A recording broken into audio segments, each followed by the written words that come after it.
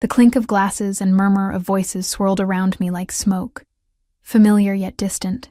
Raindrops streaked down the restaurant's tall windows, distorting the city lights into watery halos. I clutched my worn handbag tighter against my chest, feeling the cold dampness of my clothes seep into my bones. The maître d' had given me that look, the one that said I didn't belong in a place where the silverware probably cost more than my monthly rent. Just waiting for someone, I'd mumbled, the lie bitter on my tongue. Truth was, I was hiding. Running, really, and now I was soaked, my blonde hair plastered to my face, mascara probably trailing down my cheeks. I'd spotted Mark's Mercedes pulling up outside just as I was leaving my waitressing shift at the cafe across the street. 3 months since I'd left him, and still, the sight of his car made my heart race with panic instead of love. I scanned the dimly lit restaurant desperately. The bar was too exposed, the bathrooms too obvious. Then I saw it. A secluded corner table with an empty chair, partially obscured by a massive floral arrangement. The table's lone occupant was obscured, but I could see a half-empty glass of amber liquid resting on the white tablecloth. Without thinking, I moved through the restaurant with the practiced ease of someone who'd spent years serving others. Head down, quick steps, invisible. I slid into the empty chair, my back to the entrance. "I'm so sorry," I whispered to whoever sat across from me, still not looking up as I adjusted my position to stay hidden behind the flowers. "My ex just walked in. I'll leave in 5 minutes, I swear." The silence that followed seemed to stretch across centuries. I felt it then. The air changing around me, growing heavier, charged with something I couldn't name. When I finally raised my eyes, my breath caught in my throat. The man across from me didn't speak. He didn't need to. Power emanated from him like heat from a flame. His suit was impeccably tailored, the kind that had no visible price tag, because if you had to ask, you couldn't afford it. Dark hair swept back from a face that seemed carved from stone, all sharp angles and unforgiving lines. But it was his eyes that trapped me, dark as midnight, watching me with an intensity that made my skin prickle. He wasn't alone, I realized belatedly. At the next table, close enough to reach us in seconds, sat 2 broad-shouldered men in dark suits, their attention fixed on their boss, even as they pretended to dine. 5 minutes, he finally said, his voice low and smooth like expensive whiskey. The slightest accent colored his words. Italian, maybe. His long fingers rotated his glass slowly, deliberately. I should have thanked him and stayed silent. Instead, my nerves got the better of me. "I'm Emily. Thank you for—" I didn't ask for your name. The words weren't harsh, just matter of fact. His gaze flicked over my shoulder, and I knew without turning that he was looking at Mark. The waiter appeared then, clearly flustered. "Mr. Ricci, I apologize for the interruption. Shall I ask the lady to—" "She stays." 2 simple words, delivered so quietly the waiter had to lean in to hear them, yet they held the weight of absolute command. "Bring her a drink, whatever she wants." The waiter's eyes widened slightly before he composed his features and turned to me expectantly. "Just water, please," I whispered, acutely aware of my damp clothes and bedraggled appearance in this temple of luxury. When the waiter left, I risked another glance at the man, Mr. Ricci. He was watching me with a curious expression, as though I were a puzzle he couldn't quite solve. "You're soaked," he observed. Without waiting for my response, he shrugged off his suit jacket and held it out to me. It wasn't a suggestion. I hesitated before taking it. The material softer than anything I'd ever touched. When I draped it over my shoulders, his scent enveloped me. Sandalwood, tobacco, and something uniquely male. It was ridiculously large on my frame, making me feel even smaller. "Thank you, Mr. Dante," he interrupted, studying me with those penetrating eyes. "Just Dante for now. For now." The implication in those 3 words sent a shiver down my spine that had nothing to do with my wet clothes. The waiter returned with my water, placing it before me with a trembling hand. I noticed he couldn't quite meet Dante's eyes. "Is he still there?" I whispered, not daring to look behind me. Dante's eyes shifted briefly over my shoulder. The man in the cheap suit by the bar? Sandy hair, looking like he's searching for someone? I nodded, swallowing hard. Yes. He's speaking to the hostess now. Dante leaned forward slightly, his voice dropping lower. What did he do? The question startled me. Most people would have asked who he was, not what he'd done, as if Dante had already decided Mark was guilty of something. I hesitated, unsure how much to reveal to this stranger. It doesn't matter. It's over. Dante's expression didn't change, but something flickered in those dark eyes. Something that made me think of wolves catching a scent. The bruise on your wrist suggests otherwise. I instinctively tugged my sleeve down, covering the yellowing mark I thought was no longer visible.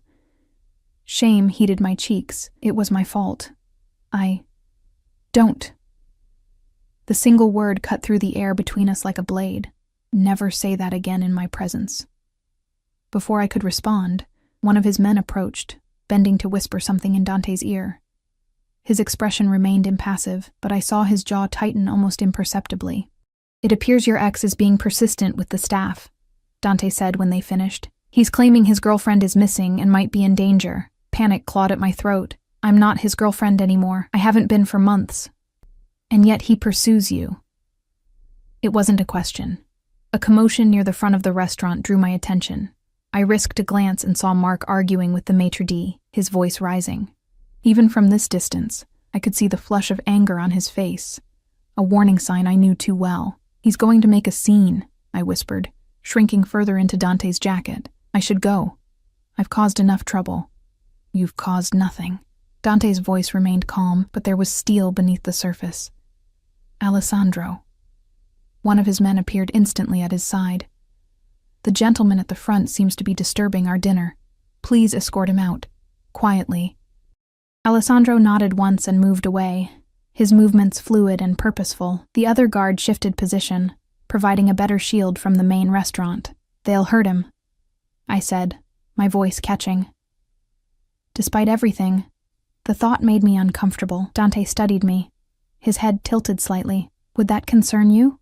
After what he's done? I looked down at my hands, at the faint bruise circling my wrist. Violence just makes more violence. I learned that from him. Something shifted in Dante's expression. Not softening exactly, but a subtle change I couldn't interpret. He lifted his hand slightly, and the guard nodded in response to this silent command. Alessandro will simply persuade him to leave. Nothing more. He took a sip of his drink. Tonight, at least, the implied threat should have frightened me. Instead, I felt a confusing mixture of relief and something else, something I wasn't ready to examine. I watched as Alessandro approached Mark. Though I couldn't hear their conversation, I saw Mark's face pale. He glanced in our direction, but Alessandro smoothly blocked his view. A moment later, Mark was heading toward the exit, Alessandro close behind him. He's gone, Dante said, though I hadn't asked. For now. The immediate danger had passed, but a new one sat across from me, watching me with those unreadable eyes. I should leave.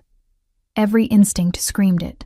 Yet I remained frozen in place, wrapped in the jacket of a man who commanded obedience with a glance. You should eat something, he said unexpectedly. I'm not hungry, I replied automatically, though I couldn't remember my last meal. Dante's eyes narrowed slightly. That wasn't a question, Emily. The sound of my name on his lips startled me. He'd been paying attention after all. Without waiting for my response, he signaled the waiter, who appeared instantly. The risotto for the lady, and bring another scotch. Yes, Mr. Ricci. Right away, sir. As the waiter hurried off, Dante turned his attention back to me. You work across the street, at the cafe.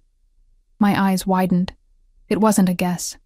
How did you— Your hands, he interrupted, his gaze dropping to my fingers wrapped around the water glass, the slight calluses, the faint coffee stains beneath your nails that most wouldn't notice, and you move like someone used to navigating between tables. I fought the urge to hide my hands under the table. Yes. For about 8 months now, since you left him. I nodded, uncomfortable with how easily he read me. I needed a job quickly. It doesn't pay much, but my boss is decent. And where do you live? The question sent a chill through me. I'd already revealed too much to this dangerous stranger. I should go. Thank you for letting me sit here, but your food hasn't arrived. His tone made it clear this was reason enough to stay. And it's still raining. As if on cue, lightning flashed outside, followed by a rumble of thunder that seemed to shake the building. The rain now pounded against the windows with renewed fury. Besides, he continued, I'm curious about the woman who chose my table, of all tables in this restaurant, to hide at. A ghost of a smile touched his lips. Most people go out of their way to avoid sitting with me. The waiter returned with a steaming plate of risotto that smelled divine, and another glass of scotch for Dante. My stomach betrayed me with an audible growl, and that ghost smile of his widened just slightly. Eat, he said, pushing the plate closer to me. I picked up the fork, suddenly aware of how ravenous I was. The first bite nearly made me moan, rich, creamy, with hints of saffron and white wine. I couldn't remember food ever tasting this good. Better?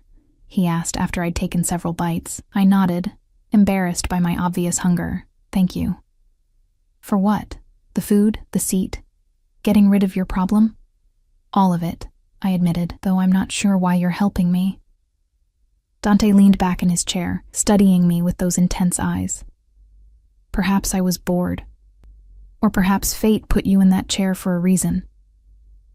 The way he said fate made it sound like something he could control with his bare hands. As I continued eating, I became aware of a subtle shift in the restaurant's atmosphere. Staff moved with increased efficiency, giving our corner a wide berth while somehow anticipating Dante's every need.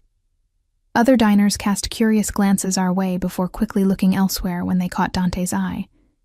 This man wasn't just wealthy, he was feared. Who are you? I finally asked, the question escaping before I could stop it. Dante considered me for a long moment. Someone who appreciates things that don't belong to him finding their way to his table. The loaded statement hung in the air between us. I set down my fork, suddenly understanding the dangerous game I'd stumbled into. I should leave, I whispered, moving to take off his jacket. Keep it, he said. The night is cold. As I stood, so did he.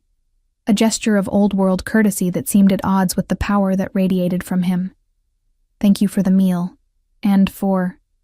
I trailed off, unsure how to thank someone for frightening away your abusive ex. Alessandro will drive you home. It wasn't an offer. That's not necessary. I can take the bus. In this storm? After what just happened, his expression remained impassive, but his tone suggested I was being irrational. Alessandro will drive you. For my peace of mind, if nothing else.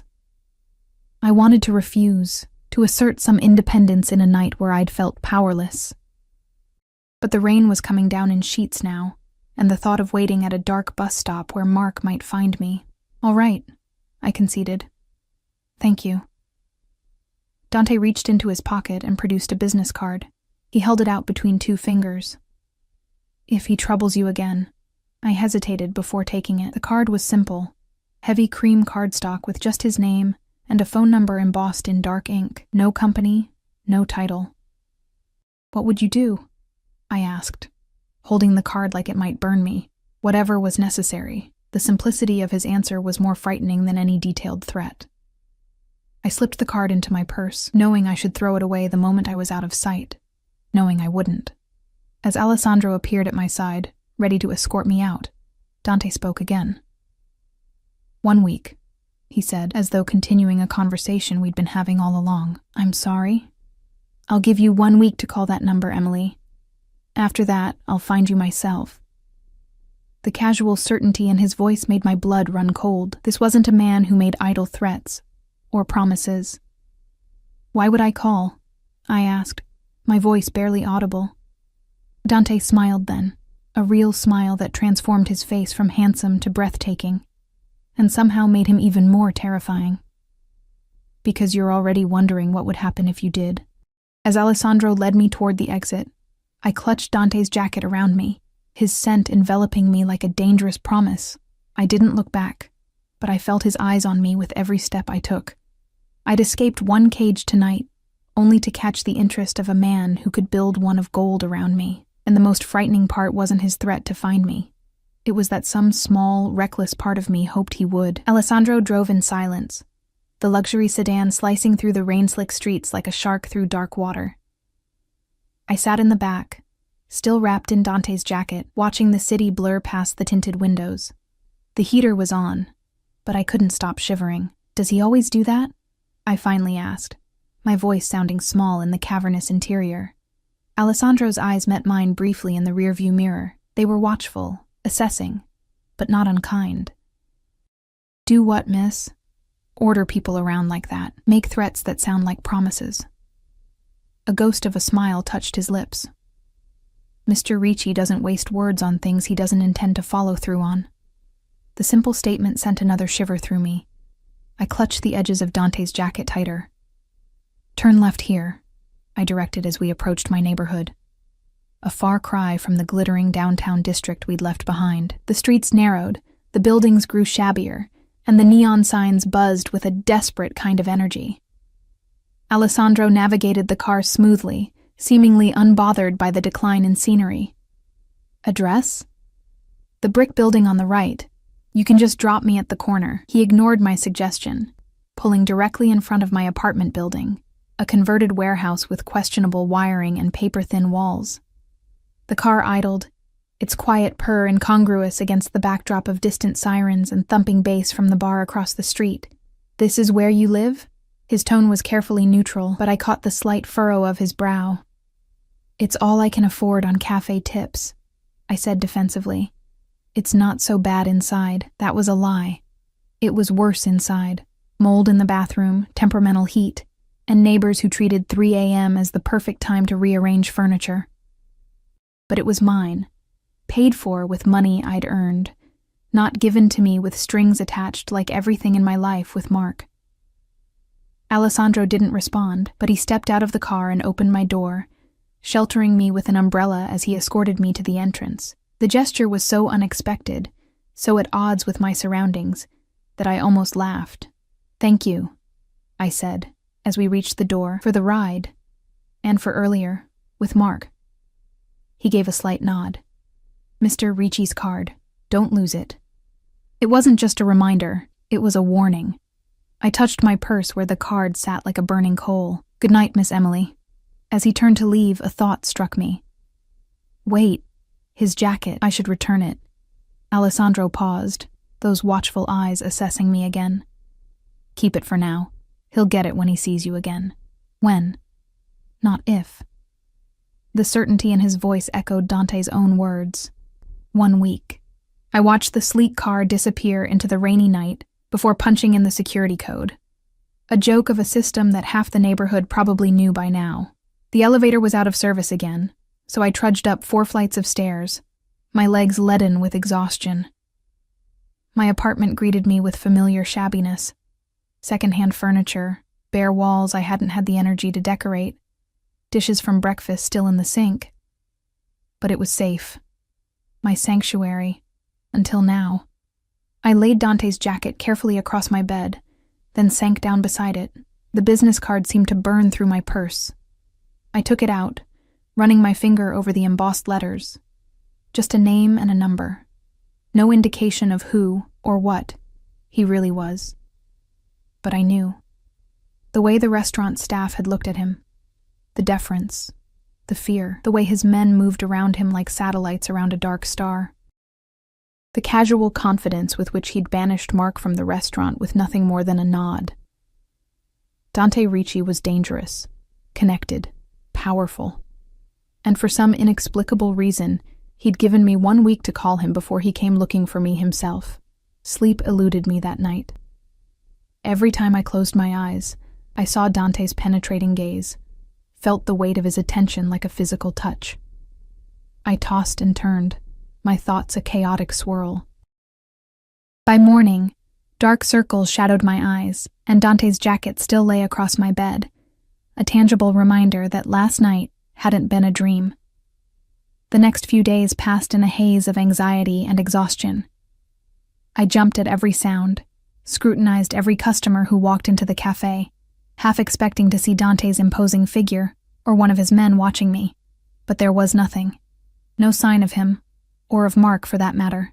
On the 3rd night after meeting Dante, I came home late after a double shift to find my apartment door slightly ajar. My heart leaped into my throat. I stood frozen in the hallway, keys clutched in my hand like a pathetic weapon. Had Mark found me? Or had Dante grown impatient? "Hello?" I called out, my voice trembling. "Is someone there?" Silence answered me. I pushed the door open wider, praying it was just my forgetfulness, knowing I never left it unlocked. The apartment was dark, but even in the dimness, I could see something was wrong. My meager possessions had been disturbed. Drawers pulled open, clothes strewn across the floor, my mattress askew on the bed frame. Someone had been searching for something. I fumbled for the light switch, flooding the small space with harsh fluorescent light. The chaos looked even worse illuminated. Not just disarray, but violation. On my tiny kitchen table sat an empty bottle of wine I hadn't opened, and a half-smoked cigarette in an improvised ashtray made from one of my few good plates. Mark. It had to be. This was his way of saying he could get to me anytime he wanted. I backed out of the apartment, terror clawing at my throat. What if he was still here, hiding in the bathroom or the tiny closet, waiting to teach me a lesson about leaving him? Without conscious thought, I found myself outside again, rain drizzling on my face as I huddled in the building's entryway. My phone was in my hand, thumb hovering over the emergency call button. But who would I call? The police had been useless before, treating Mark's threats as domestic disputes and me as hysterical. By the time they arrived, if they came at all, he'd be long gone, and I'd be left with nothing but vague promises to keep an eye out. My fingers moved of their own accord, digging into my purse for the cream-colored business card. Dante's number stared up at me, offering a different kind of help, one that came with its own price tag. 4 days. He'd said I had a week to call. I wasn't supposed to need him yet, but I did. Before I could second-guess myself, I dialed the number. It rang once, twice, 3 times. Maybe he'd forgotten about me already. Maybe... "You're early, Emily." Dante's voice, smooth, confident, with that hint of an accent, sent a shiver down my spine. He'd answered knowing it was me, though I'd never given him my number. "How did you..." "You called from your phone. I had your number the moment Alessandro drove you home." A pause. "Why are you calling me at midnight?" The question brought reality crashing back.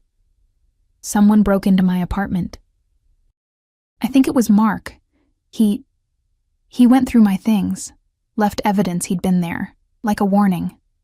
I heard nothing but silence for a moment, then the subtle sounds of movement. "Are you still in the apartment?" "No, I'm outside the building." I was afraid he might still be inside. "Good. Stay there." His voice had taken on an edge I hadn't heard before.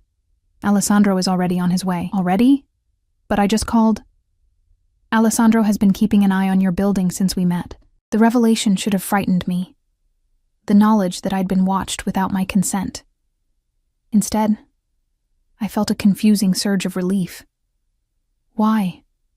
I whispered. "Because I knew what kind of man your ex is," Dante replied simply. "The kind who doesn't accept rejection. The kind who thinks he owns what he's touched." The accuracy of his assessment left me speechless. "Alessandro will be there in 10 minutes, he continued. "He'll check your apartment and take you somewhere safe for the night." "I can't just leave. My job. I have a morning shift." "It's been taken care of." 3 words that sent another chill through me. "What do you mean?" "Your employer received a call about a family emergency requiring your absence tomorrow." He was very understanding. The casual way he'd rearranged my life without permission should have angered me.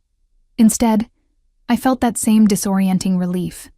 The burden of decision taken from shoulders already weary from carrying too much. "Where will Alessandro take me?" I asked, my voice small. A pause. To me. 2 simple words that changed everything. The line went dead before I could respond. True to Dante's word, Alessandro arrived exactly 10 minutes later. He approached me with calm efficiency, his expression giving nothing away. "Are you hurt, Miss Emily?" I shook my head. "Just scared. I think he's gone, but stay here." He handed me an umbrella, a thoughtful gesture amid chaos, and disappeared into the building. 15 excruciating minutes later, he returned. "The apartment is clear, but it has been thoroughly searched. Did he take anything?" I asked, though I had little of value. Nothing obvious. But he left this. Alessandro held out a small envelope.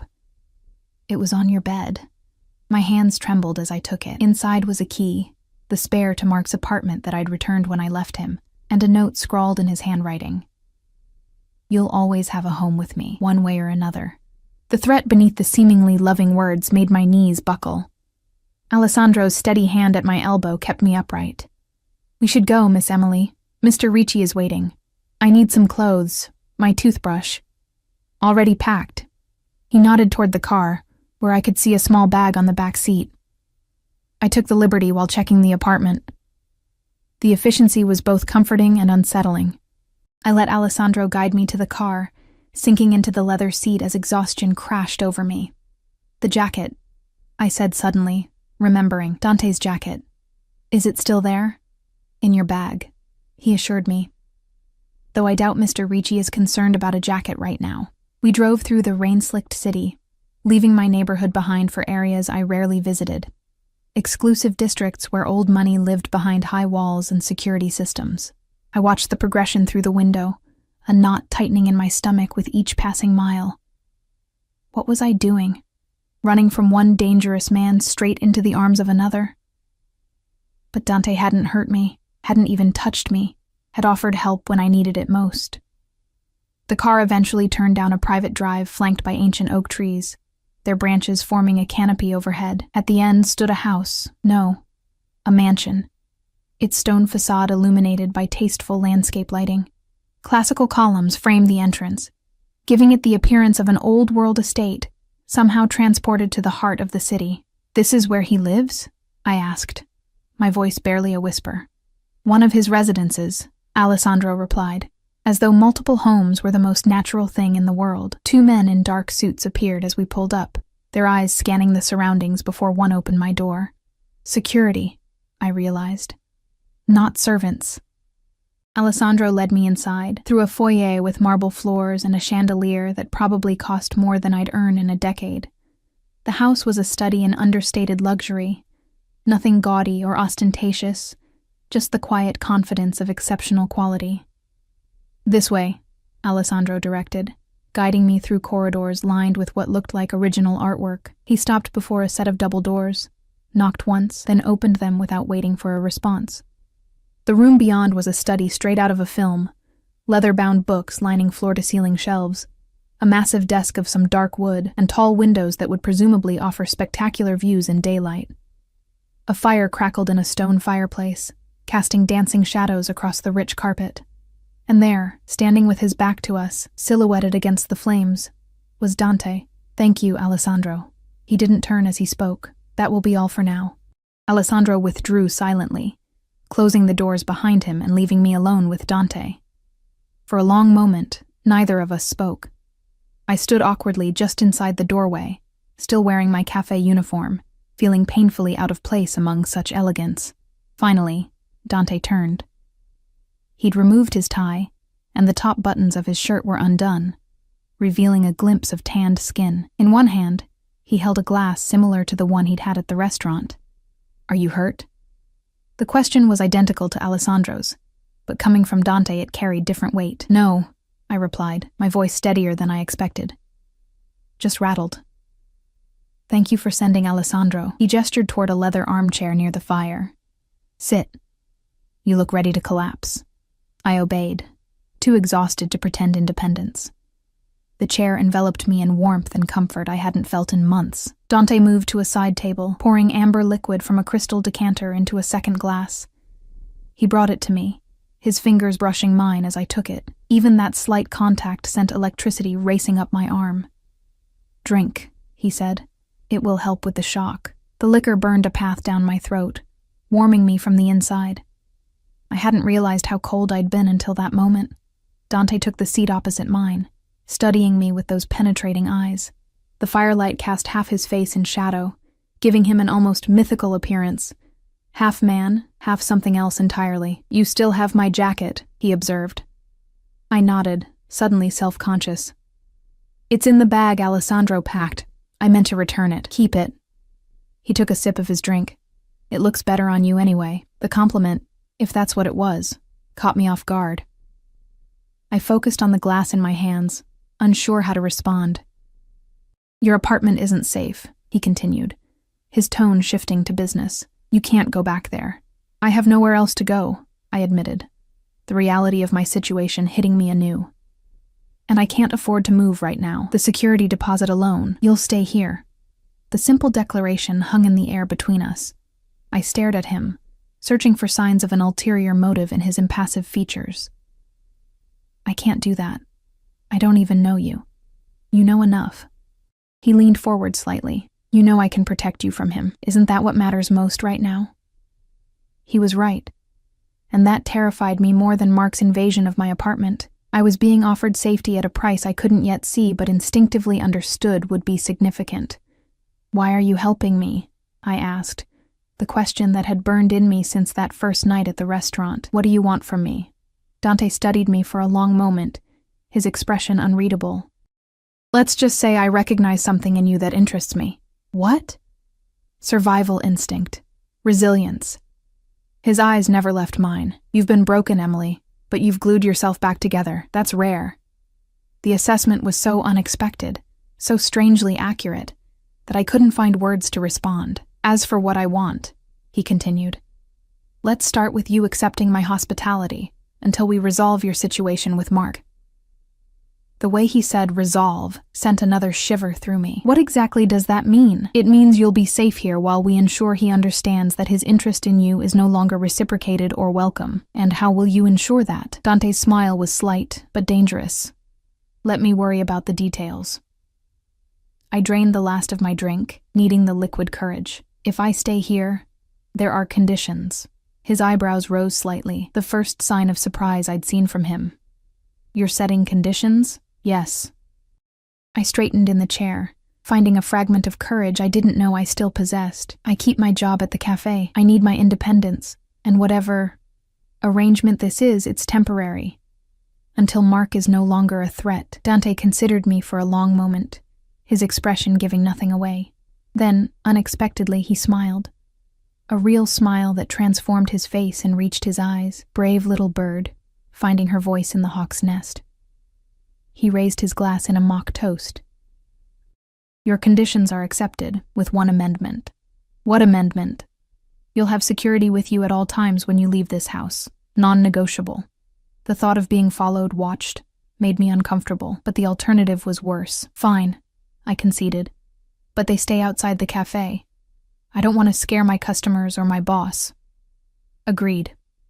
He stood in one fluid movement. "Alessandro will show you to your room. Get some rest. We'll talk more tomorrow." I rose as well, suddenly aware of how close we were standing. Dante towered over me, his presence filling the space between us with unspoken tension. "Thank you," I said softly, "for helping me." He reached out, his fingers brushing a strand of hair from my face with surprising gentleness. "Don't thank me yet, Emily. You don't know what you've gotten yourself into." His touch lingered a moment longer than necessary, leaving a trail of fire across my skin. Then he stepped back, the moment broken. "Good night, little bird. Sleep well." As Alessandro led me through the labyrinth of hallways to a guest room larger than my entire apartment, I couldn't shake Dante's words from my mind. "You don't know what you've gotten yourself into." The worst part was, he was right. I'd escaped one cage only to fly directly into another, one lined with silk and gold, but a cage nonetheless. And as I lay in the impossibly soft bed, wrapped once more in Dante's jacket, because it was the only familiar thing in this strange new world, I wondered which would prove more dangerous in the end. Mark, with his jealous rage and petty cruelty, or Dante Ricci, with his penetrating eyes and careful possession, who'd brought me into his home like a wounded bird he intended to keep.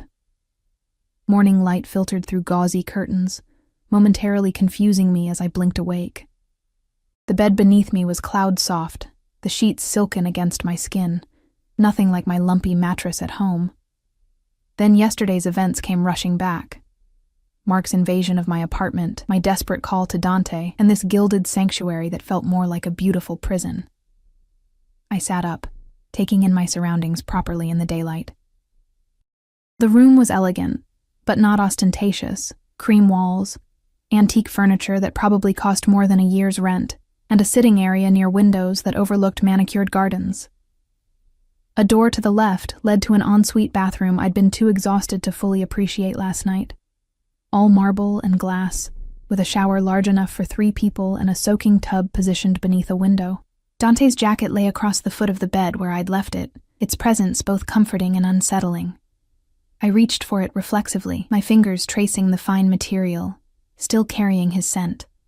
What was I doing here? In the harsh light of morning, my decision to accept his help seemed reckless at best, dangerous at worst. A soft knock interrupted my thoughts. "Come in," I called, hastily pulling the plush comforter up to my chin, suddenly aware I was wearing only the oversized t-shirt Alessandro had packed for me. The door opened to reveal a young woman with an olive complexion and dark hair pulled into a neat bun. She carried a tray with what smelled like coffee and a covered dish. "Good morning, miss. I'm Sophia." Her accent was similar to Dante's, but thicker. "Mr. Ricci asked me to bring you breakfast and let you know clothes have been placed in the closet for you." She set the tray on the bedside table. "He also said to tell you that Alessandro will drive you to your apartment at 11 to collect anything else you need." "Thank you," I said, trying to hide my surprise. "Is Mr. Ricci here?" Sophia shook her head. "He left early for business. He said he'll see you this evening." She hesitated, then added, "The house and grounds are at your disposal. If you need anything, just press the intercom button by the door." After she left, I investigated the breakfast tray, fresh coffee, warm pastries, and sliced fruit arranged with an artfulness that made my cafe's offerings look amateurish. Despite my anxiety, hunger won out. I devoured everything, the taste exploding on my tongue like nothing I'd experienced before. With breakfast finished, I ventured to the closet, pulling open the double doors to find it filled with clothing. Not just a few items, but dozens. Dresses, jeans, tops, even shoes lined up in neat rows, all in my size, all with designer labels I'd only seen in magazines. The tags were still attached to most items. A chill ran down my spine. How had he arranged this overnight? And how did he know my exact size? The answer came when I spotted my old duffel bag tucked in the corner of the closet. Someone had gone through my things, noted my sizes, and arranged this wardrobe in the span of a few hours. I retreated to the bathroom, suddenly needing the comfort of hot water and steam. The shower had more settings than I knew what to do with, but I managed to get it working, stepping under the spray with a grateful sigh. The shampoo and conditioner, in elegant bottles with French labels, smelled of jasmine and sandalwood. Even the soap felt luxurious against my skin. After my shower, wrapped in a towel softer than any I'd owned, I faced the closet again. Part of me wanted to put on my worn jeans and cafe uniform as an act of defiance, but they'd been laundered overnight and hung with the same care as the new clothes, making even that small rebellion feel pointless. I finally selected the simplest items I could find: dark jeans that fit like they'd been tailored specifically for me, and a cashmere sweater in soft blue. Even trying to dress down, I looked like I'd stepped out of a catalog. At precisely 11, I made my way downstairs, navigating the mansion's labyrinthine corridors by memory. Alessandro waited in the foyer, his expression as impassive as ever. "Good morning, Miss Emily. Did you sleep well?" "Better than I should have," I admitted. "This is all just a lot to take in." He nodded, as if he understood completely. "Mr. Ricci wanted me to give you this." He held out a small box. Inside was a phone, sleek, expensive, and definitely not mine. "My phone is potentially compromised. Mr. Ricci's security team believes your ex may have installed tracking software on it during his visit to your apartment." Alessandro's tone was matter-of-fact, as if discussing the weather rather than a terrifying invasion of privacy. "This one is secure. Your contacts have been transferred." I took the phone, another chill running through me. How would Mark know how to do that? Alessandro's expression didn't change, but something flickered in his eyes. "The technical aspects are beyond my expertise, Miss Emily." He was lying, or at least not telling the whole truth. "Does Dante know something about Mark that I don't?" I pressed. "Mr. Ricci makes it his business to know about threats to things he values," he replied carefully. "Shall we go to your apartment now?" I tucked the new phone into my purse, cataloging this conversation to revisit with Dante later. Yes, I need to get my work uniforms at least. The drive back to my neighborhood felt surreal. Everything looked exactly the same as it had yesterday. The same shabby buildings, the same corner store with its flickering neon sign. Yet I felt like a different person moving through a familiar landscape. "I'll come up with you," Alessandro said, as we parked in front of my building. It wasn't a question. My apartment had been cleaned. The chaos from Mark's invasion was gone. Drawers closed, clothes hung neatly, even dishes washed and put away. It looked better than I'd ever managed to keep it myself. "Sophia came by this morning," Alessandro explained, noting my confusion. "Mr. Ricci thought you might appreciate returning to order rather than disarray." The thoughtfulness of the gesture touched something deep inside me. Mark had broken in and created chaos. Dante had restored order without being asked. That was kind of him. The words felt inadequate. Alessandro watched me with those observant eyes. "Mr. Ricci can be very kind to those he favors." The implication hung in the air between us. I was apparently someone Dante Ricci favored. The knowledge should have frightened me more than it did. I gathered what I needed quickly. My work uniforms, a few personal mementos, books, and the small wooden box containing the only photo I had of my parents. Alessandro carried everything to the car efficiently, and within 30 minutes we were heading back to Dante's mansion. "Did you find anything?" I asked suddenly. "When you checked my apartment last night. Any indication of what Mark was looking for?" Alessandro's eyes met mine briefly in the rearview mirror. "We believe he was looking for anything that might lead him to where you'd gone. Phone numbers, addresses, names of friends." "I don't have friends here," I admitted. "I left them all behind when I left him. He made sure of that." "Classic isolation technique," Alessandro replied, his voice softer than I'd heard before.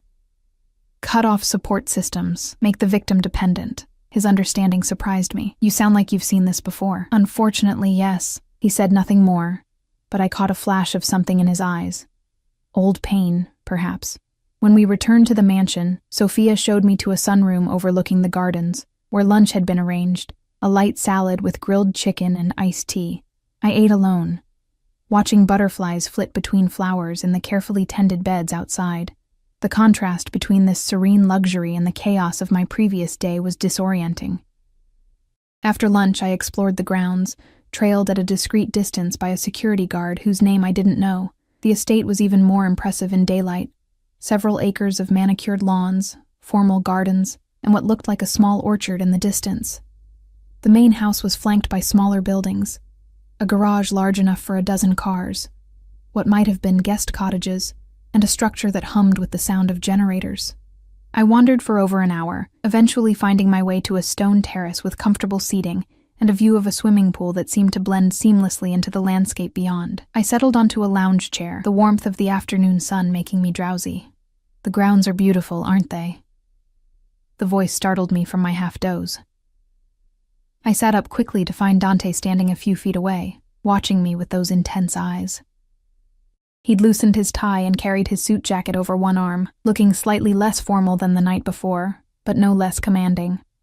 "I thought you had business until this evening," I said, suddenly conscious of how the borrowed jeans and sweater hugged my figure. "I concluded early." He moved closer, taking the chair beside mine. "You look rested. The new clothes suit you." I flushed, unsure if I should thank him or object to his presumption. "About that. You didn't need to buy me an entire wardrobe. A few things would have been enough. I rarely do things halfway, Emily." He stretched his legs out, his posture relaxed despite the formal attire. "Consider it a practical necessity. You need clothes. I provided them. Most people would have just taken me shopping." A smile tugged at the corner of his mouth. "I'm not most people." The simple truth of that statement hung between us. No, Dante Ricci was definitely not most people. Most people didn't command rooms with their presence alone. Most people didn't have security teams in multiple homes. Most people didn't rescue strangers and install them in guest rooms larger than entire apartments.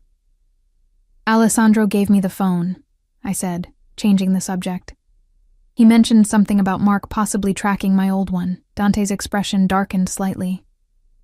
"Yes, My security team found evidence of spyware on your device. It's being analyzed now. How would Mark know how to do something like that? He's not especially tech-savvy. Dante studied me for a long moment, as if deciding how much to tell me.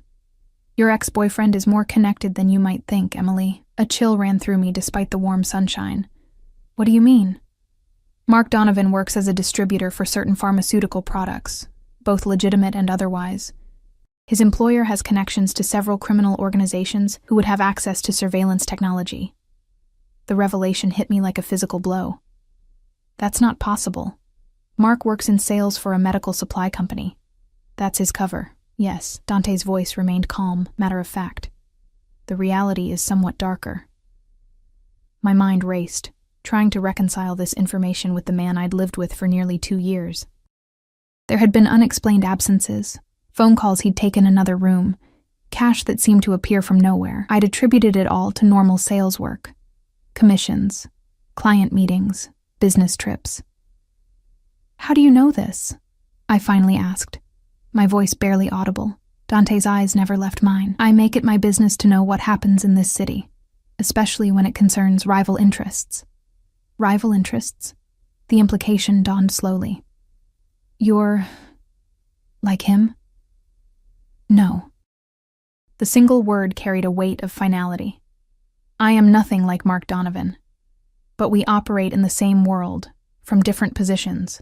The pieces clicked into place, the deference at the restaurant, the security team, the obvious wealth, the way he'd spoken of resolving my situation with Mark. You're some kind of crime boss, I whispered, the words feeling ridiculous even as I said them. Dante didn't deny it. Instead, he leaned forward slightly, his gaze intensifying. Does that frighten you? It should have. It absolutely should have sent me running for the door, away from this beautiful house and this dangerous man. But all I felt was a confusing mixture of fear and fascination. I don't know, I answered honestly. Should it? His lips curved into a slight smile. That depends on whether you're under my protection or standing in my way. You, little bird, are very much under my protection. The possessiveness in his tone sent a shiver down my spine, not entirely unpleasant, because I accidentally sat at your table. Because something about you called to something in me. He reached out, his fingers brushing mine with surprising gentleness. Fate, if you believe in such things. The touch sent electricity racing up my arm. I pulled back, needing distance to think clearly. If what you're saying about Mark is true, then he's more dangerous than I thought. Yes.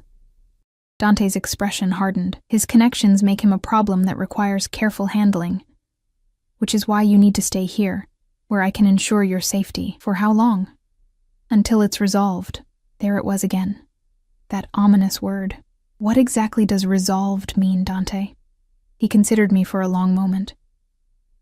It means ensuring Mark Donovan understands that pursuing you further would be unhealthy for him. The calm delivery made the threat all the more chilling. You're going to hurt him. I'm going to convince him to leave you alone, Dante corrected. The method depends on his willingness to be reasonable. I stood abruptly, needing to move, to put space between us. I didn't ask for this, any of this. I just wanted to get away from him, to start over. Dante remained seated, his eyes following my restless movements. Yet here you are, because I didn't know where else to go. The admission burst from me, raw and honest, because he broke into my home and left that threatening note and I was scared. But I never meant to drag you into a war with Mark's employer or whoever he's connected to. You didn't drag me into anything, Emily. Dante's voice remained calm, a counterpoint to my growing agitation. Mark Donovan has been on my radar for some time. You're simply the catalyst for action I would have taken eventually. So I'm... What? A convenient excuse? You're under my protection, he repeated, rising to his feet in one fluid motion. Nothing about this situation is convenient, but it is necessary. He moved closer, and I fought the urge to back away. Up close, I could see flecks of amber in his dark eyes, smell the subtle cologne that had clung to his jacket. I know this is overwhelming, he continued, his voice softening slightly. Finding out the man you were with wasn't who you thought. Learning you're caught between forces you didn't know existed, but you're safer here than anywhere else right now. The truth of his words didn't make them easier to accept. I wrapped my arms around myself, suddenly cold despite the afternoon warmth. I should never have sat at your table that night, I whispered. Yet you did. His hand came up, fingers lightly tracing the curve of my cheek. And now you're here, wearing clothes I provided, sleeping under my roof, accepting my protection. The intimacy of the gesture, the possessive note in his voice, should have repelled me. Instead, I found myself leaning into his touch, craving the security he offered even as I feared the price. "What do you want from me, Dante?" I asked again, the question that had haunted me since our first meeting. His thumb brushed across my lower lip, the touch so light it might have been imagined. "Everything you're willing to give, little bird. And perhaps more, in time." I stepped back, breaking the contact, needing to clear my head. "I should get ready for work. My shift starts at 6. Something like displeasure flickered across his features. "You still intend to go to the cafe?" "That was our agreement. I keep my job, my independence." "Independence," he repeated, as if tasting the word. "An illusion at best, given your circumstances." "It matters to me," I insisted. "I need something normal, something that's mine. Especially now." Dante studied me for a long moment, then gave a slight nod. "Very well. Alessandro will drive you and remain nearby. If anything seems unusual, any unfamiliar faces, anyone asking about you, you tell him immediately." "I will." "And you'll carry the new phone at all times. It has a panic button, the red icon on the home screen. Press it if you feel threatened, for any reason." The thoroughness of his preparations was both reassuring and alarming. "Do you really think Mark would try something in public?" Dante's expression turned grim. "Mark is desperate and connected to people who don't care about witnesses. So yes, I think he might try something very publicly if he finds you." The bluntness of his assessment sent another chill through me. I nodded, unable to find words. "Go get ready," he said, his tone softening. "Sophia left something for you in your room that might help you feel more yourself." I turned to leave, but his voice stopped me. "Emily." He waited until I looked back at him. "This situation is temporary, but my interest in you is not." The simple declaration hung in the air between us, weighted with promise and threat in equal measure. I fled before I could do something foolish, like step back into his arms and surrender to the protection they offered. In my room, I found what Sophia had left. A small vase of wildflowers. Their simple beauty, a stark contrast to the elegant roses that adorned other parts of the house. Somehow she'd known that the wildness of these blooms would speak to me more than perfect hothouse flowers. As I changed into my cafe uniform, the reality of my situation pressed down on me. I was caught between two dangerous men. One who had hurt me and wanted to possess me again, the other who offered protection but seemed to be staking his own claim in the process. And the most frightening part wasn't Mark's hidden criminal connections or Dante's obvious power. It was the realization that part of me, a growing part, welcomed Dante's possessiveness, craved his attention, wanted to surrender to the safety he promised. I straightened my uniform, tossed Dante's jacket over my arm, and headed downstairs where Alessandro waited to drive me to work. For a few hours at least, I could pretend my life was normal. I could serve coffee and smile at customers, and not think about crime bosses and ex-boyfriends with dangerous connections. But as Alessandro held the car door for me, his vigilant eyes scanning the surroundings, I knew there was no going back to the life I'd had before. I'd flown into Dante Ricci's golden cage willingly, and I was less certain than ever that I wanted to find my way out. The cafe was busy for a weeknight. The familiar chaos of steaming milk and grinding beans, a welcome distraction from the surreal turn my life had taken. I moved between tables with practiced ease, smiling at regular customers, taking orders, delivering lattes and pastries. For brief moments, I could almost forget that Alessandro sat in a black sedan across the street, watching the cafe entrance with unwavering vigilance. "You seem different tonight," Mia, my coworker, observed as we crossed paths behind the counter. "Something happened with that ex of yours?" I tensed, wondering how much to share. "Sort of. I'm staying with a friend for a while." Good. She squeezed my arm. I've been worried about you since he showed up here last month. I remembered that day, Mark appearing during my shift, making a scene, demanding I come home. My boss, Tony, had threatened to call the police. Mark had left, but not before promising we'd talk later. Thanks for caring, I said, genuinely touched by her concern. I'm okay, really.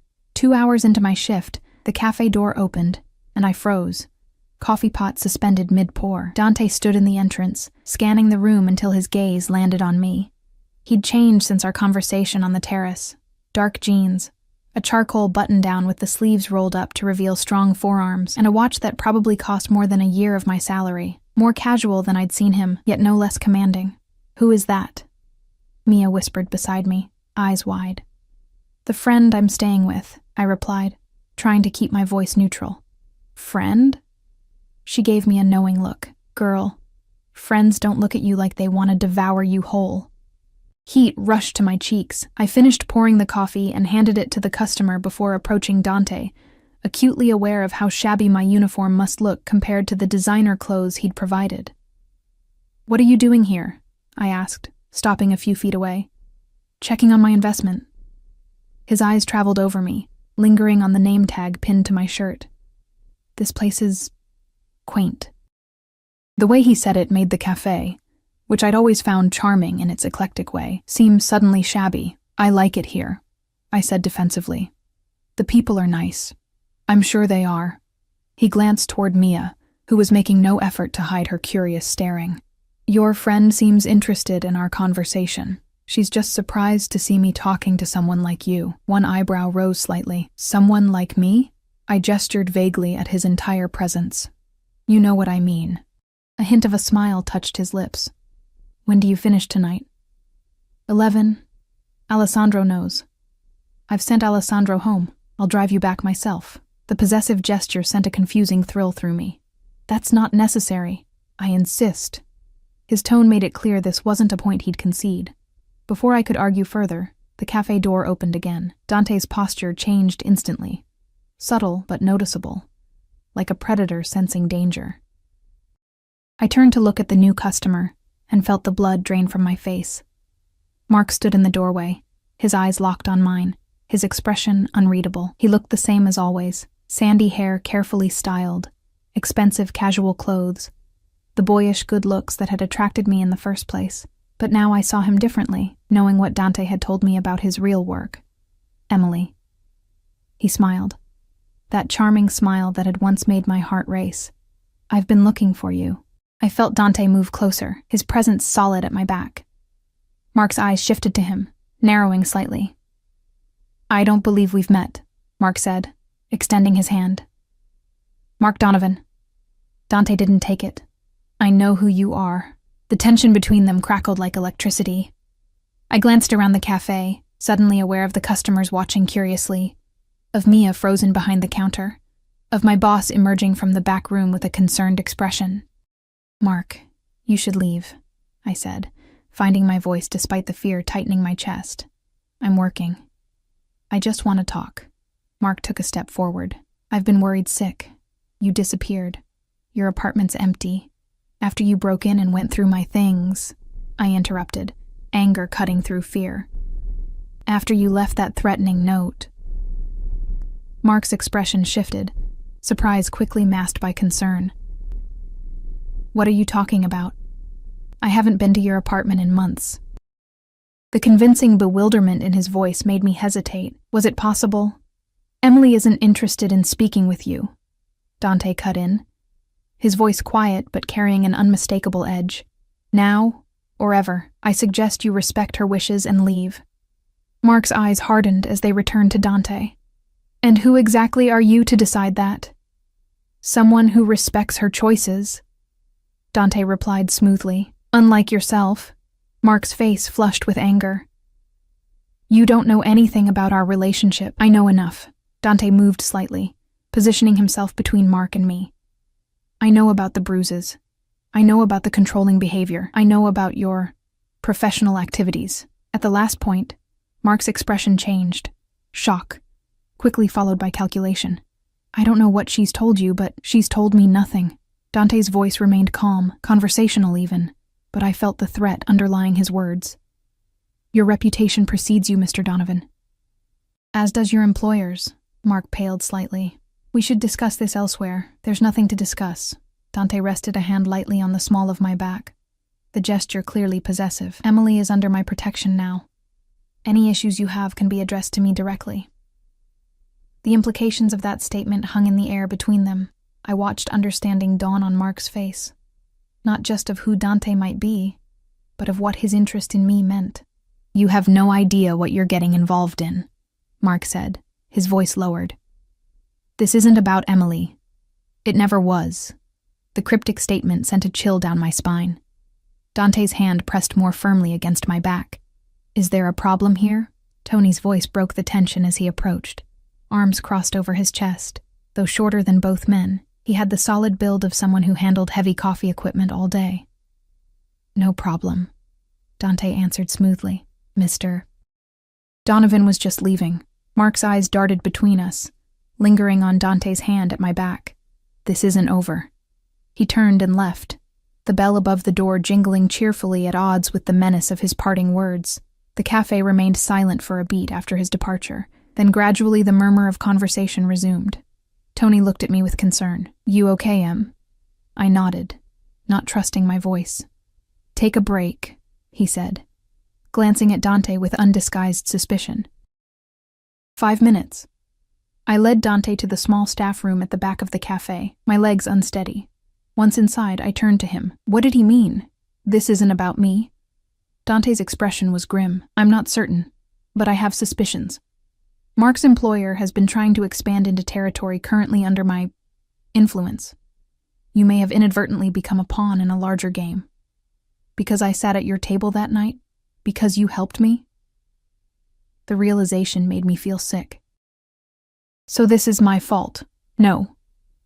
Dante's voice was firm. This conflict existed before you. You're simply a convenient leverage point for them now. A way to provoke me. Why would provoking you help them? Dante's eyes darkened. Because men like Mark's employers mistake compassion for weakness. They believe my interest in you makes me vulnerable. Does it? I asked quietly.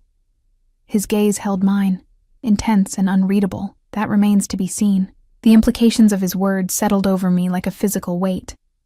I wasn't just hiding from an abusive ex anymore. I was caught in the crossfire of a territorial dispute between criminal organizations. I'm scared, I admitted, the words barely audible. Dante moved closer, his hand coming up to cup my cheek.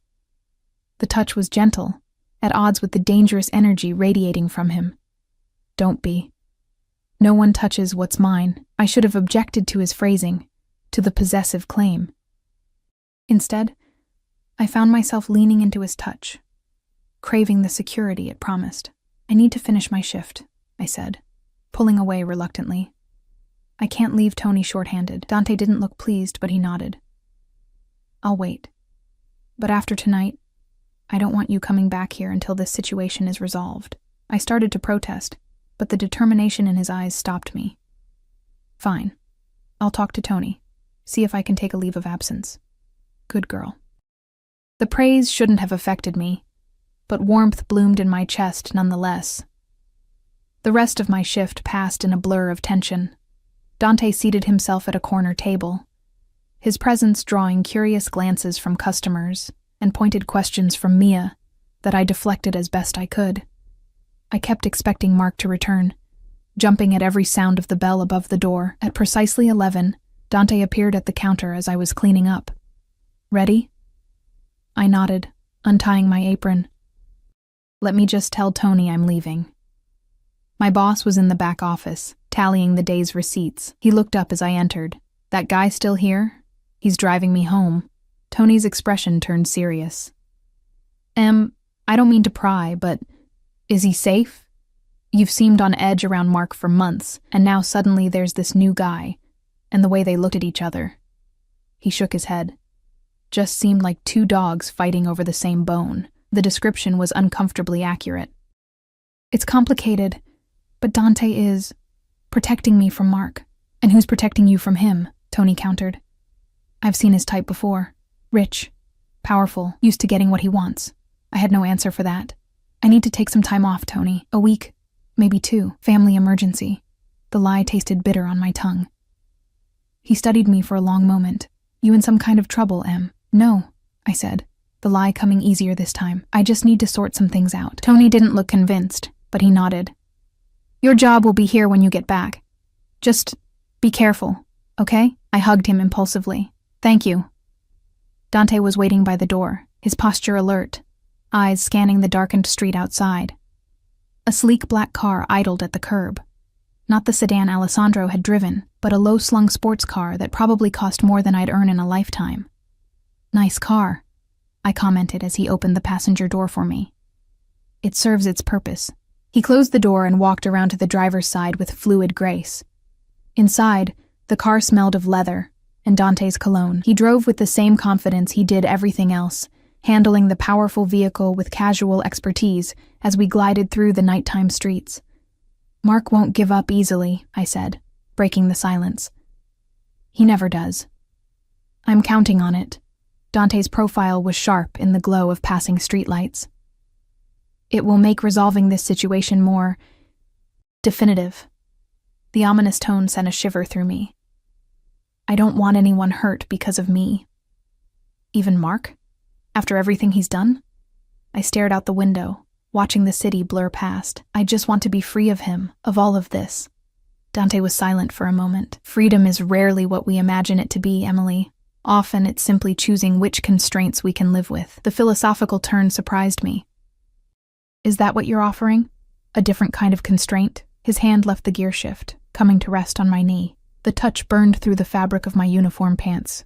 I'm offering protection, safety, comfort. His fingers tightened slightly, and yes, constraints. But one's designed to keep you safe, not to break you. The distinction seemed important to him. I covered his hand with mine, neither pushing it away nor encouraging it. And what do you get in return? Dante glanced at me, his eyes unreadable in the darkness of the car. The pleasure of your company, for now. The qualifier hung between us, pregnant with possibility. I didn't ask what would come after, for now. I wasn't sure I was ready for the answer. We pulled through the gates of his estate, security guards materializing from the shadows to check the car before waving us through. The mansion stood illuminated against the night sky, windows glowing with warm light. Home sweet home, Dante murmured as we approached, the irony not lost on me. In the marble-floored foyer, he surprised me by taking my hand. Come with me. There's something I want to show you. He led me through the house to a wing I hadn't explored, stopping before a set of double doors similar to those of his study. He pushed them open to reveal a library straight out of a fairy tale. 2 stories of floor-to-ceiling bookshelves, a spiral staircase leading to a balcony that ringed the upper level, comfortable reading nooks tucked into corners, and a massive fireplace with a fire already burning. Oh, I breathed, momentarily forgetting everything else. It's beautiful. Dante watched my reaction with something like pleasure in his eyes. I thought you might appreciate it. I noticed the books in your apartment. Well read, despite your limited space. The observation touched me, that he'd noticed this detail about me, that he'd thought to share this magnificent room. Thank you, I said softly, for showing me. It's yours to use whenever you like. He moved to a sideboard, pouring amber liquid into 2 crystal glasses. I thought we might talk, about Mark, about what happens next. I accepted the glass he offered, taking a small sip. The liquor burned pleasantly down my throat. What did he mean when he said, "This isn't about me"? Dante gestured for me to sit in one of the leather armchairs near the fire. He took the one opposite, swirling his drink thoughtfully. Mark works for a man named Victor Crane. Officially, Crane runs a pharmaceutical distribution company. Unofficially, he deals in less legal substances, designer drugs mostly. For the past year, he's been trying to move into areas traditionally under my family's protection. Your family? A ghost of a smile touched Dante's lips. The Ricci family has certain interests in this city going back 3 generations. My father established boundaries with other organizations decades ago, agreements about who operates where, what businesses receive protection. Which officials are open to persuasion? And this Crane person is violating those boundaries? Precisely. Dante took a sip of his drink. He's young, ambitious, reckless, thinks the old ways of doing business are outdated. He's been testing limits for months, setting up operations in our territory, approaching businesses under our protection. Nothing significant enough to provoke open conflict, but persistent. Like a mosquito you can't quite swat. And now I'm involved somehow? Dante's eyes met mine, intense and serious. When you sat at my table that night, it created an opportunity for Crane. If he can use you to provoke me into reacting emotionally rather than strategically, he gains an advantage. Because you're interested in me? The idea seemed absurd, that this powerful, dangerous man could be thrown off balance by someone like me. Because I've shown public interest in your welfare. Dante set his glass down, leaning forward slightly. In our world, caring for someone is often seen as a weakness to be exploited. Is it? I asked quietly. A weakness? His expression softened almost imperceptibly. That depends on how it's managed. The loaded statement hung between us. I took another sip of my drink, buying time to process everything. So, what happens now? Now, we end this. Dante's voice hardened. Crane has crossed a line by involving you, using Mark to threaten you, to invade your home. It cannot stand. The quiet certainty in his voice sent a chill down my spine. What are you going to do? I'm going to offer Crane a choice. Retreat gracefully from territories that aren't his or face consequences. And if he refuses? Dante's smile was cold, predatory. Then the consequences become inevitable. I set my glass down, hands suddenly unsteady. And Mark? Mark is a pawn, disposable. He studied my expression. Does that bother you? After everything he's done? I thought about the bruises that had faded from my skin, but not from my memory. The isolation. The fear. I don't want him hurt, but I want him gone from my life. Then that's what will happen. Dante spoke as if it were already accomplished. By this time tomorrow, Mark Donovan will understand that pursuing you further would be the last mistake he ever makes. The confidence in his voice, the absolute certainty, should have frightened me. Instead, it offered a strange comfort, the promise of a future, without looking over my shoulder, without flinching at shadows. Thank you, I said softly. Dante's expression changed, something flickering in his eyes I couldn't quite identify. Don't thank me yet, little bird. This protection comes with a price. My heartbeat quickened. What price? He rose from his chair in one fluid movement, crossing the space between us. I remained seated, looking up at him as he loomed above me. Stay with me, he said simply. Not just until the situation is resolved, but after. Here, in this house, with me. The request, no, the command, took my breath away. As what? Your guest? Your prisoner? As mine. He reached down, fingers tracing my cheek with surprising gentleness. In whatever capacity develops between us. The vague terms did nothing to disguise the possessiveness behind them. He was asking for... what? Companionship? Submission? Something more? I barely know you, I whispered. You know enough, he countered, echoing his words from earlier. You know I want to protect you. You know I've shown you more consideration in days than Mark showed you in years. The truth of his words stung. Still, I hesitated. I can't just belong to someone. I need independence, a life of my own. You'll have both, within parameters that keep you safe. Safe from Mark, or safe from you? A slow smile spread across his face. From everyone but me, little bird, from everyone but me. He leaned down, his face inches from mine, his scent enveloping me. I should have moved away. Should have demanded time to think. Should have reminded him of our original agreement. Instead, I tilted my face up to his, surrendering to the inevitable pull between us. His lips met mine with surprising gentleness, a questioning touch that quickly deepened as I responded. His hand cupped the back of my neck, fingers tangling in my hair as the kiss intensified. He tasted of expensive scotch and something darker, more dangerous, power perhaps, or the thrill of dancing too close to a flame. When he finally pulled back, His eyes were darker than I'd ever seen them, pupils dilated with desire. "Say yes, Emily. Let me keep you safe. Let me make you mine." The offer, so simple, so complex, hung between us. Freedom for safety, independence for protection, a gilded cage with open doors, but a cage nonetheless. "I need time," I whispered, my voice unsteady, "to think, to understand what I'd be agreeing to." Dante straightened, his expression unreadable once more. "Of course. But understand this. Whatever happens with Mark, with Crane, my interest in you remains. One way or another, Emily, you became mine the moment you sat at my table." The declaration should have angered me, should have triggered all my hard-won independence. Instead, it sent a thrill of something dangerous and exhilarating through my veins. "Good night, Dante," I said, rising from the chair on unsteady legs. He caught my hand as I moved to pass him, bringing it to his lips in a gesture both courtly and possessive. "Sweet dreams, little bird. Tomorrow, everything changes." As I made my way back to my room, his words echoed in my mind. Tomorrow, everything changes. Whether I was ready or not, my life had been set on a new course the moment I'd chosen his table as sanctuary.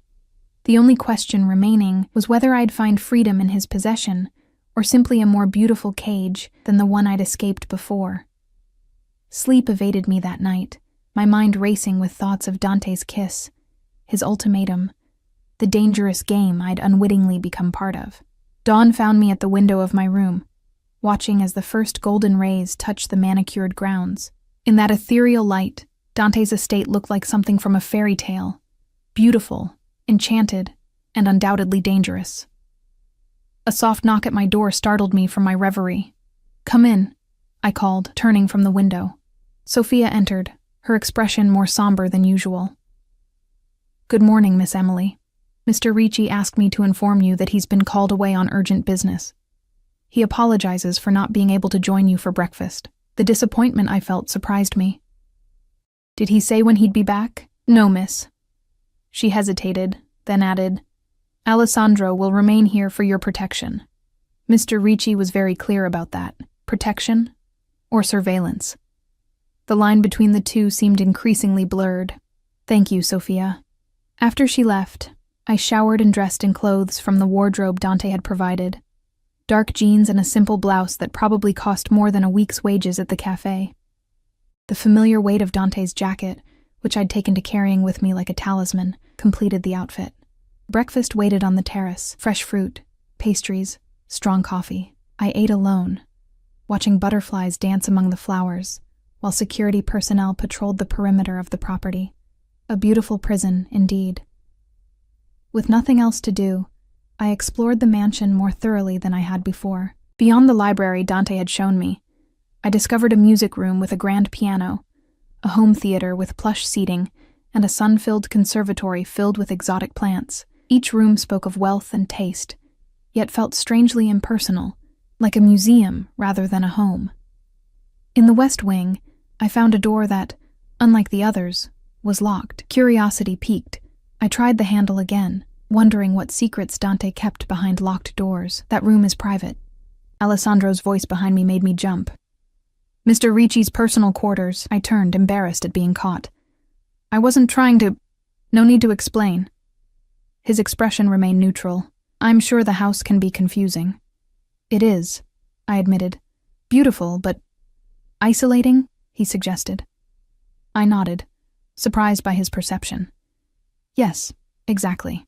Alessandro studied me for a moment. "Mr. Ricci grew up in this house. For him, the isolation is comfortable." The glimpse into Dante's past intrigued me. "Did you grow up here too?" A ghost of a smile touched his lips. "Not in the house, but nearby. The Ricci family has employed mine for 3 generations. Like feudal lords," I observed. "More like family," he corrected gently. "My father protected Mr. Ricci's father. Now I protect him, and by extension, you." The implication hung between us. My connection to Dante gave me value in Alessandro's eyes. Protection, status. A place in this strange, dangerous world I'd stumbled into. "Will he be gone long?" I asked, changing the subject. Alessandro's expression revealed nothing. That depends on how the negotiations proceed. Negotiations. The word felt inadequate for whatever dangerous confrontation Dante had gone to face. With Mark's employer? This Crane person? Alessandro's eyes narrowed slightly. Mr. Ricci shared details with you. Some. I wrapped my arms around myself, suddenly cold despite the warm air. Enough to understand I've become leverage in a territorial dispute. You're more than leverage, Miss Emily. Alessandro's voice softened. I've known Mr. Ricci most of my life. I've never seen him respond to anyone the way he responds to you. The observation sent a flutter through my chest. We barely know each other. Sometimes recognition requires only moments, not years. He glanced at his watch. I should check in with the security team. Please stay within the house or the immediate gardens today. After he left, I wandered back to the library, drawn to its warmth and the comfort of books. I selected a volume of poetry from the shelves and settled into a window seat overlooking the grounds, trying to lose myself in verse rather than worry about what negotiations Dante might be conducting. Hours passed. Lunch came and went, brought by Sophia, who seemed increasingly tense. By late afternoon, a strange electricity filled the house. Security personnel moved with heightened alertness, speaking in hushed tones that ceased when I approached. Something was happening, or about to happen. As twilight settled over the estate, I returned to my room, feeling increasingly restless. From my window, I noticed more men patrolling the grounds than usual, their dark suits stark against the manicured lawns. A soft knock made me turn. Alessandro stood in the doorway, his expression grave. Miss Emily, Mr. Ricci has asked that you remain in your room this evening. Dinner will be brought up shortly. Alarm flared in my chest. What's going on, Alessandro? He hesitated. Mr. Ricci is returning. There may be business matters to attend to upon his arrival. Business matters involving Mark or Crane? His silence was answer enough. Is Dante all right? The question escaped before I could stop it, revealing more concern than I'd intended. Alessandro's expression softened slightly. Yes. The negotiations were conclusive. The cryptic response did nothing to ease my worry. When will he be back? Within the hour. He asked that you wait for him. He'll come to you when he's able.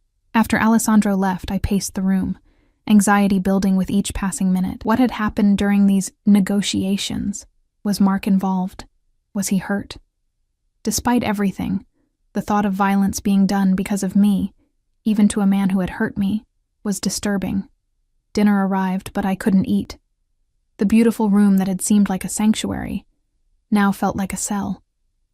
I moved to the window again, watching as darkness claimed the gardens, security lights casting long shadows across the lawns. A convoy of black SUVs swept through the gates shortly after 9, moving with military precision to the front of the mansion. Men emerged, more security, I presumed, followed by a tall figure I recognized immediately, Dante. Even from this distance, I could see the rigid set of his shoulders, the controlled power in his movements. He disappeared into the house, and silence fell once more. I resumed my pacing, waiting, wondering what state he would be in when he finally came to me. The knock, when it came an hour later, was firm, definitive. I opened the door to find Dante standing there, still in the suit he'd worn for his negotiations, his expression unreadable. May I come in? The formality was unexpected. I stepped back, allowing him to enter. He moved into the room with that same controlled power I'd observed earlier, stopping near the window where I'd stood watching for him. Are you all right? I asked, noting the tension in his jaw, the subtle signs of strain around his eyes. Yes. He loosened his tie, the first hint of relaxation. It's been a long day. The negotiations? With Crane? His eyes met mine, assessing. Yes. They've been resolved, satisfactorily. The careful phrasing made me press further. And Mark? Something flickered in Dante's gaze. Mark Donovan will no longer be a concern for you. A chill ran through me. What does that mean? What did you do to him? Nothing he didn't deserve. Dante moved closer, his voice softening. But nothing fatal, if that's your concern. He's been persuaded to accept a position with his company's international division. Singapore, I believe. Effective immediately. Relief washed over me, followed immediately by suspicion. And he just agreed to this? Let's say the alternatives were presented in a compelling manner. Dante reached out, his fingers brushing a strand of hair from my face. He won't contact you again, ever. You have my word on that.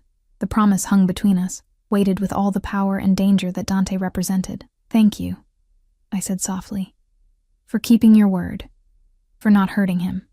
I heard your wishes in this matter. His hand cupped my cheek gently. Though he deserved far worse for what he did to you. The tenderness in his touch contrasted sharply with the coldness in his voice when he spoke of Mark. This duality, the ruthless crime boss and the man who remembered what I'd asked for, who respected my desire to avoid bloodshed, confused and intrigued me in equal measure. And Crane? I asked.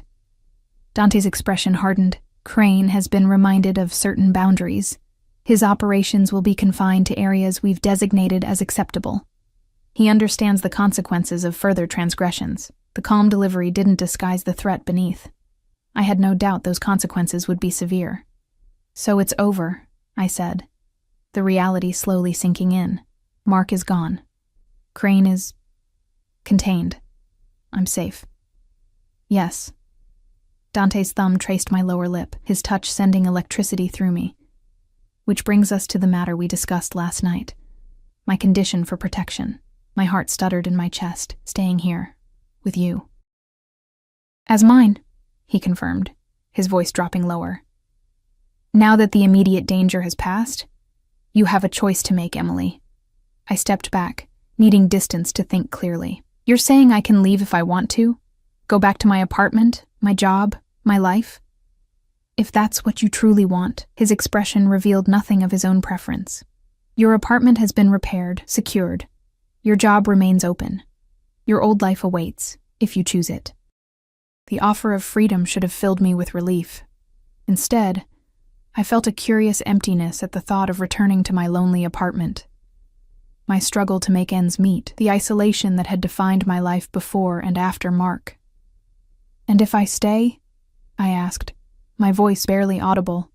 Dante moved closer again, eliminating the distance I'd created. Then you accept what that means. Being mine isn't temporary. It isn't conditional on danger or protection. It's absolute. I can't just belong to someone, I protested, echoing my words from the night before. I need independence, my own identity. You misunderstand me, little bird.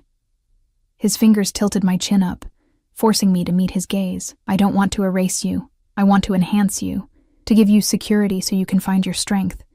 Freedom to discover who you truly are, without fear, within your parameters, I reminded him. Yes.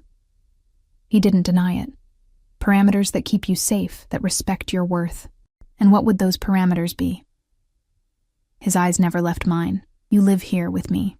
You may continue working if you wish, though it's unnecessary. You accept my protection, which means security accompanies you when you leave the estate. You share my life, my bed, my world. The bluntness of the last condition sent heat flooding through me. Your bed? A slow smile curved his lips. Eventually. When you're ready. I'm a patient man, Emily, when the prize is worth waiting for. The promise in his words, in his eyes, made my breath catch. This dangerous, powerful man wanted me, not just as a possession, but as a companion, a partner. What about love? I asked suddenly. Is there room for that in your parameters? Something flickered in his gaze, vulnerability perhaps quickly masked. Love is unpredictable, dangerous even. I offer security, loyalty, protection. He paused, then added softly, but I'm not immune to deeper emotions, if that's your concern. It wasn't a declaration of love. We'd known each other mere days after all. But it was an acknowledgement of possibility. A door left ajar rather than locked. I need to know one more thing, I said, finding courage I didn't know I possessed. That locked room in the West Wing, your quarters. If I stay, will I be allowed there? Or will parts of your life remain closed to me? The question seemed to surprise him. My private quarters have been closed to everyone but me for years, a habit from childhood perhaps. That's not an answer. His expression softened into something like admiration. "If you stay, Emily, every door in this house will be open to you, including that one, including others you don't yet know exist." The promise felt significant. Access not just to physical spaces, but to the man himself, to the parts of him he kept hidden from others. "I still barely know you," I whispered, the last weak protest of a decision already half made.